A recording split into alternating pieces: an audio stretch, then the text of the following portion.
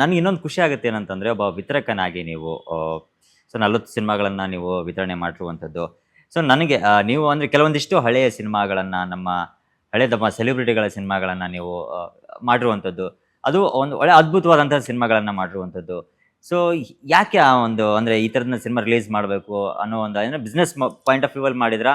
ಅಥವಾ ನಿಮ್ಮ ವೈಯಕ್ತಿಕವಾಗಿ ಅವ್ರ ಮೇಲೆ ಒಂದು ಅಭಿಮಾನಕ್ಕೆ, ಪ್ರೀತಿಗೆ, ಜನಗಳ ಪ್ರೀತಿಗೋಸ್ಕರ ಮಾಡಿದ್ರಾ ಅಂತ? ಎರಡೂ ಹೌದು ಸರ್, ಎರಡು ವಿಚಾರನೂ. ನಾನು ಬರೀ ಪ್ರೀತಿಗೆ ಮಾಡಿದೆ ಅಂತ ಅಂದರೆ ದುಡ್ಡು ಕಳ್ಕೊಳಕ್ಕೆ ನಾನು ಸಿನಿಮಾ ಮಾಡೋಕ್ಕೆ ನಾನು ರೆಡಿ ಇಲ್ಲ. ಮುಖ್ಯವಾಗಿ ಹಳೆ ಸಿನಿಮಾಗಳು ಅಂದರೆ ಅಲ್ಲಿ ಸ್ಟಫ್ ಚೆನ್ನಾಗಿರ್ತಿತ್ತು. ಕರೆಕ್ಟ್.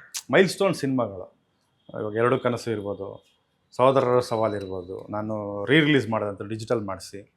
ಈಗ ದಾದಾ ರೆಡಿ ಇದೆ ಆ್ಯಂಡ್ ಸಿಂಹದ ಮರಿ ರೆಡಿ ಇದೆ, ಅದು ರಿಲೀಸ್ ಆಗ್ತಾಯಿದೆ ಸಿನಿಮಾ.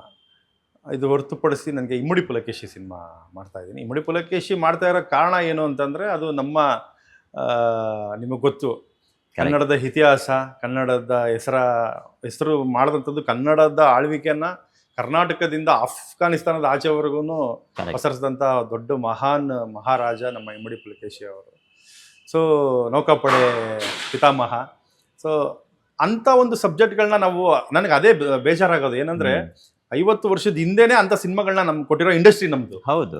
ಇವತ್ತು ಯಾಕಂತ ಸಿನಿಮಾಗಳು ಮಾಡ್ತಿಲ್ಲ. ಮಧ್ಯದಲ್ಲಿ ಇಲ್ಲೊಂದು ಸಿನಿಮಾಗಳು ಬಂತು, ದರ್ಶನ್ ಅವ್ರದ್ದು ಕೆಲವು ಸಿನಿಮಾಗಳು ಬಂತು. ಬಟ್ ಆ ಪ್ರಯತ್ನಗಳನ್ನ ಯಾಕೆ ಮಾಡ್ತಿಲ್ಲ? ಸಕ್ಸಸ್ ಕೊಟ್ಟ ಮೇಲೂ ಜನ ಯಾಕೆ ಆ ಪ್ರಯತ್ನಗಳನ್ನ ಮಾಡ್ತಿಲ್ಲ? ಹಂಗಾಗಿ ಮತ್ತೆ ಅಣ್ಣವ್ರನ್ನ ಯಾರು ಮ್ಯಾಚ್ ಮಾಡೋಕ್ಕೆ ಸಾಧ್ಯ ಇಲ್ಲ. ಆ ಸಿನಿಮಾನ ಅವರೇ ಮಾಡಬೇಕು. ಅಂಥ ಸಿನಿಮಾಗಳನ್ನ ನಾವು ಇವತ್ತು ನೋಡೋದೇ ಒಂದು ಭಾಗ್ಯ.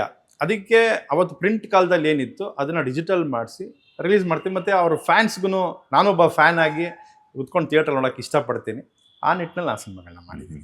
ಯಾಕಂದರೆ ತುಂಬ ಯಾಕಂದರೆ ಒಳ್ಳೆ ವಿಚಾರಗಳು. ಯಾಕಂದರೆ ಅವತ್ತಿನ ನಮ್ಮ ಇತಿಹಾಸ, ನಮ್ಮ ಸ್ಟಾರ್ಗಳು ಇವತ್ತು ಯಾಕಂದರೆ ಎಷ್ಟೋ ಹೊಸಬರಿಗೆ ಗೊತ್ತಿರಲ್ಲ.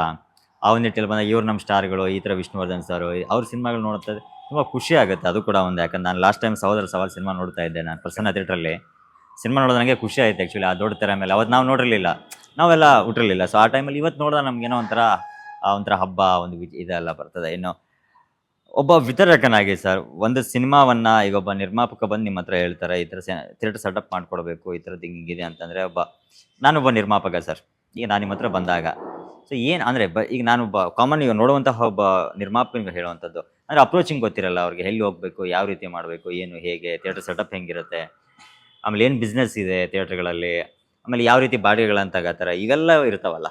ಸೊ ಹೇಗೆ ಅದು ವರ್ಕ್ ಆಗುತ್ತೆ ಅನ್ನುವಂಥ ವಿಚಾರ ಅನ್ನೋದಾದರೆ ಸರ್, ಇವತ್ತು ಕಾಂಪಿಟೇಷನ್ ತುಂಬಾ ಇದೆ. ಕನ್ನಡ ಜೊತೆಗೆ ಬೇರೆ ಭಾಷೆಗಳ ಸಿನಿಮಾನು ಕಾಂಪಿಟೇಷನ್ ಇದೆ. ಇಲ್ಲಿ ಅವ್ರ ಮಧ್ಯೆ ನಾವು ಸಿನಿಮಾ ರಿಲೀಸ್ ಮಾಡಬೇಕು. ಈ ದೊಡ್ಡ ಬ್ಯಾನರು ಅಥವಾ ದೊಡ್ಡ ಹೀರೋಗಳ ಸಿನಿಮಾಗೆ ಈ ಸಮಸ್ಯೆ ಬರುತ್ತೆ. ಬಟ್ ಅದು ಓಕೆ, ಬ್ಯಾಲೆನ್ಸಬಲ್, ತೊಂದರೆ ಇಲ್ಲ. ಸಮಸ್ಯೆ ಬರೋದು ಹೊಸಬ್ರಿಗೇನೆ. ಹೌದು. ಮತ್ತು ಫಸ್ಟ್ ಟೈಮ್ ಪ್ರೊಡಕ್ಷನ್ ಮಾಡಿದಂಥವ್ರಿಗೆ.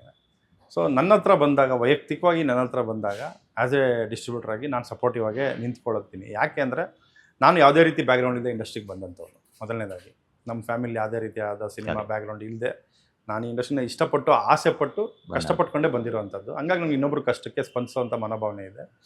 ಸೊ ನಾನಿಲ್ಲಿ ಏನು ಮಾಡ್ತೀನಿ ಅಂದರೆ, ಫಸ್ಟು ಬಂದಂಥವ್ರಿಗೆ ಕುತ್ಕೊಂಡು ಇನ್ ಡೀಟೇಲ್ ಕೊಡ್ತೀನಿ.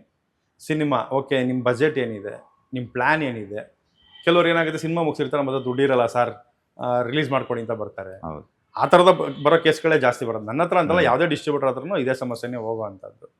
ಸೊ ವರ್ಕಿಂಗ್ ಎಕ್ಸ್ಪೆಂಡಿಚರ್ ಇದ್ದೇ ಇರುತ್ತೆ. ನನ್ನ ಫೀಸ್ನ ನಾನು ಬಿಟ್ಬಿಡ್ಬೋದು ಕಡೆ ಪಕ್ಷ, ಬೇರೆ ಪ್ರೊಸೆಸ್ಗೆಲ್ಲ ಅಮೌಂಟ್ ಕೊಡಲೇಬೇಕಾಗುತ್ತೆ. ಇವಾಗ ಒಂದು ಪೇಪರ್ ಆ್ಯಡ್ ಕೊಡಬೇಕು, ಚಾನಲ್ಲು ನಿಮ್ದೇನೋ ಲೆಕ್ಕಾಚಾರ ಇರುತ್ತೆ, ಬೇರೆಯವ್ರದ್ದು ಎಲ್ಲ ಡಿಪಾರ್ಟ್ಮೆಂಟ್ಗಳು ಕೆಲಸ ಇರುತ್ತೆ, ಪೇಮೆಂಟ್, ಅದಕ್ಕೊಂದು ಮಿನಿಮೈಸ್ ಅಮೌಂಟ್ ಅಂತ ಇರುತ್ತೆ.